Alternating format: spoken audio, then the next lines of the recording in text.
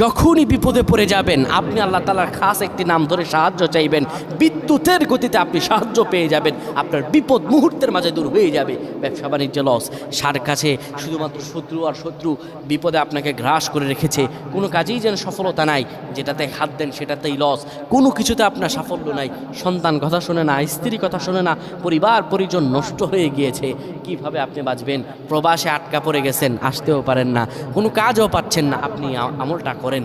এটি আমার কথা নয়, বিশ্বনবী মুহাম্মদ রাসূলুল্লাহ সাল্লাল্লাহু আলাইহি ওয়াসাল্লামের প্রিয় সাহাবী হযরত যায়েদ রাদিয়াল্লাহু তাআলা আনহু, তিনি একবার মক্কা থেকে হিজরত করে যখন মদিনায় যাবেন, ঠিক সেই সময় বিপদে পড়ে যান। ওনাকে একটি লোক বিপদে আটকে ফেলে এবং ওনাকে হত্যা করার চেষ্টা করে। তখন তিনি আল্লাহ তাআলার এই খাস নামটি ধরে সাহায্য চেয়েছিলেন, আল্লাহ তাআলা তাকে বিপদ থেকে মুক্ত করেছেন। সুবহানাল্লাহ। সেই দোয়াটা কি? তিনি যখন বিপদে পড়ে যান তিনি বলেন, আগিসনি ইয়া রহমান।